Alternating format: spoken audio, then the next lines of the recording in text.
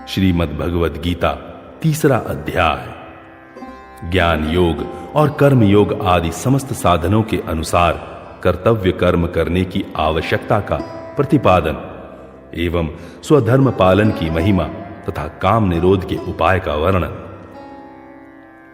अर्जुन बोले, हे जनार्दन, यदि आपको कर्म की अपेक्षा ज्ञान श्रेष्ठ मान्य है तो फिर हे केशव, मुझे भयंकर कर्म में क्यों लगाते हैं?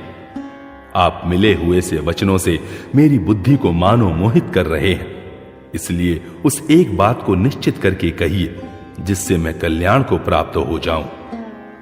श्री भगवान बोले, हे निष्पाप, इस लोक में 2 प्रकार की निष्ठा मेरे द्वारा पहले कही गई है। उनमें से सांख्य योगियों की निष्ठा तो ज्ञान योग से और योगियों की निष्ठा कर्म योग से होती है।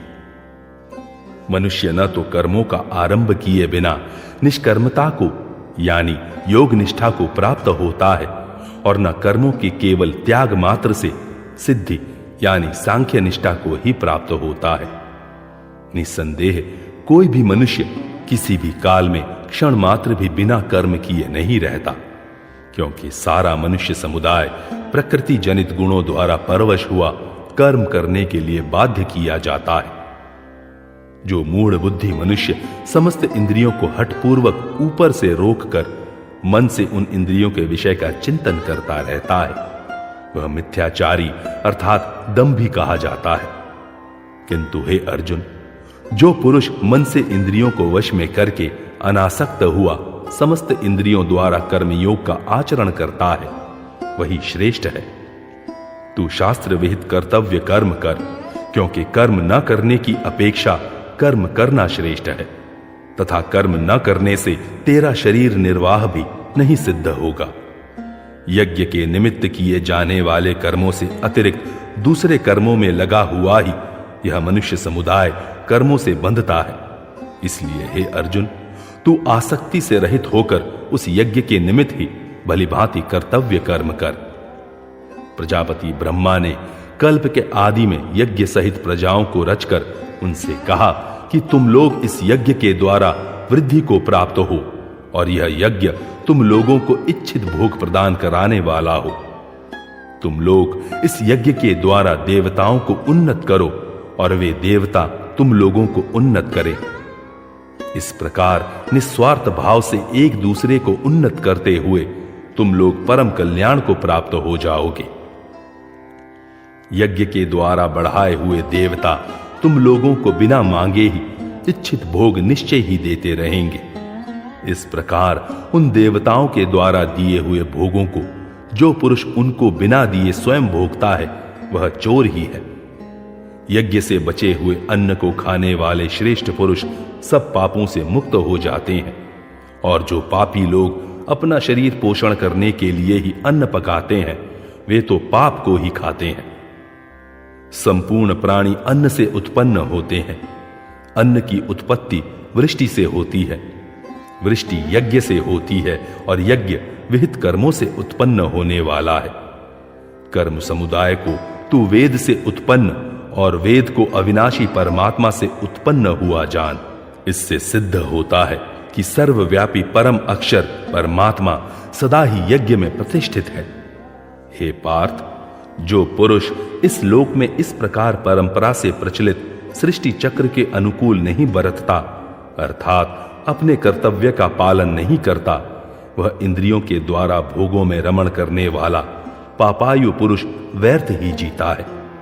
परंतु जो मनुष्य आत्मा में ही रमण करने वाला और आत्मा में ही तृप्त तथा आत्मा में ही संतुष्ट हो, उसके लिए कोई कर्तव्य नहीं है, क्योंकि उस महापुरुष का इस विश्व में न तो कर्म करने से कोई प्रयोजन रहता है और न कर्मों के न करने से ही कोई प्रयोजन रहता है, तथा संपूर्ण प्राणियों में भी इसका किंचन मात्र भी स्वार्थ का संबंध नहीं रहता। इसलिए तू निरंतर आसक्ति से रहित होकर सदा कर्तव्य कर्म को भलीभांति करता रहे, क्योंकि आसक्ति से रहित होकर कर्म करता हुआ मनुष्य परमात्मा को प्राप्त हो जाता है। जनकादि ज्ञानी जन भी आसक्ति रहित कर्म द्वारा ही परम सिद्धि को प्राप्त हुए थे। इसलिए तथा लोक संग्रह को देखते हुए भी तू कर्म करने को ही योग्य है, अर्थात तुझे कर्म करना ही उचित है। श्रेष्ठ पुरुष जो जो आचरण करता है, अन्य पुरुष भी वैसा वैसा ही आचरण करते हैं। वह जो कुछ प्रमाण कर देता है, समस्त मनुष्य समुदाय उसी के अनुसार बरतने लग जाता है। हे अर्जुन, मुझे इन तीनों लोकों में न तो कुछ कर्तव्य है और न कोई भी प्राप्त करने योग्य वस्तु अप्राप्त है, तो भी मैं कर्म में ही बरतता हूं। क्योंकि हे पार्थ, यदि कदाचित मैं सावधान होकर कर्मों में न बरतूं तो बड़ी हानि हो जाए, क्योंकि मनुष्य सब प्रकार से मेरे ही मार्ग का अनुसरण करते हैं। इसलिए यदि मैं कर्म न करूं तो ये सब मनुष्य नष्ट भ्रष्ट हो जाएं और मैं संकर्ता का करने वाला हूं तथा इस समस्त प्रजा को नष्ट करने वाला बनूं। इसलिए हे भारत, कर्म में आसक्त हुए अज्ञानी जन जिस प्रकार कर्म करते हैं, आसक्ति रहित विद्वान भी लोक संग्रह करना चाहता हुआ उसी प्रकार कर्म करे। परमात्मा के स्वरूप में अटल स्थित हुए ज्ञानी पुरुष को चाहिए कि वह शास्त्र विहित कर्मों से आसक्ति वाले अज्ञानियों की बुद्धि में भ्रम अर्थात कर्मों में अश्रद्धा उत्पन्न न करे, किंतु स्वयं शास्त्र विहित समस्त कर्म भलीभांति करता हुआ उनसे भी वैसे ही करवाए। वास्तव में संपूर्ण कर्म सब प्रकार से प्रकृति के गुणों द्वारा किए जाते हैं, तो भी जिसका अंतःकरण अहंकार से मोहित हो रहा है, ऐसा अज्ञानी मैं करता हूं ऐसा मानता है।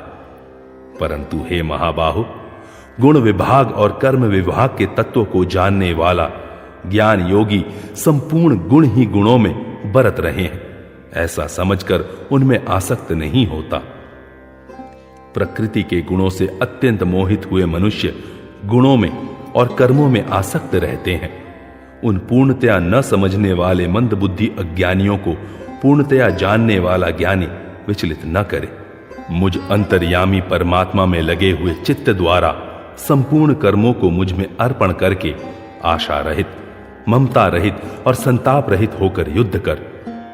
जो कोई मनुष्य दोष दृष्टि से रहित और श्रद्धा युक्त होकर मेरे इस मत का सदा अनुसरण करते हैं, वे भी संपूर्ण कर्मों से छूट जाते हैं। परंतु जो मनुष्य मुझ में दोषारोपण करते हुए मेरे इस मत के अनुसार नहीं चलते हैं, उन मूर्खों को तू संपूर्ण ज्ञानों में मोहित और नष्ट हुए ही समझ। सभी प्राणी प्रकृति को प्राप्त होते हैं, अर्थात अपने स्वभाव के परवश हुए कर्म करते हैं। ज्ञानवान भी अपनी प्रकृति के अनुसार चेष्टा करता है, फिर इसमें किसी का हट क्या करेगा। इंद्रिय के अर्थ में अर्थात प्रत्येक इंद्रिय के विषय में राग और द्वेष छिपे हुए स्थित हैं। मनुष्य को उन दोनों के वश में नहीं होना चाहिए, क्योंकि वे दोनों ही इसके कल्याण मार्ग में विघ्न करने वाला महान शत्रु है। अच्छी प्रकार आचरण में लाए हुए दूसरे के धर्म से गुण रहित भी अपना धर्म अति उत्तम है। अपने धर्म में तो मरना भी कल्याणकारक है और दूसरे का धर्म भय को देने वाला है। अर्जुन बोले, हे कृष्ण, तो फिर यह मनुष्य स्वयं न चाहता हुआ भी बलात् लगाए हुए की भांति किससे प्रेरित होकर पाप का आचरण करता है।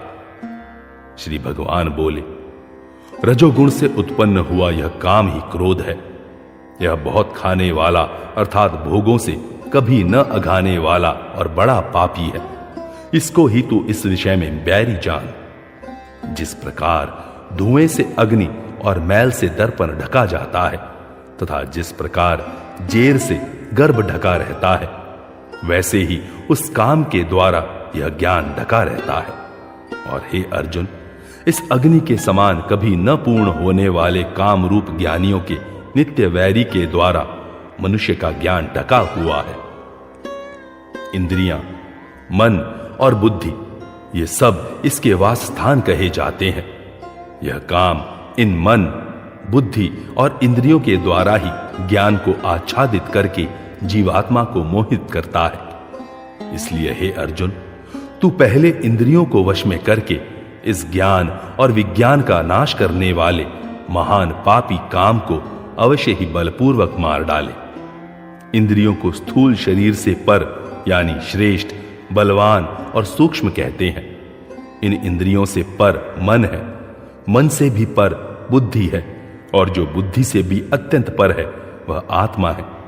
इस प्रकार बुद्धि से पर अर्थात सूक्ष्म, बलवान और अत्यंत श्रेष्ठ आत्मा को जानकर और बुद्धि के द्वारा मन को वश में करके, हे महाबाहो, तो इस काम रूप दुर्जय शत्रु को मार डाल। इस प्रकार श्रीमद् भगवद गीता पर्व के अंतर्गत ब्रह्म विद्या एवं योग शास्त्र रूप श्रीमद् भगवद गीतोपनिषद श्री कृष्ण अर्जुन संवाद में कर्म योग नामक तीसरा अध्याय पूरा हुआ।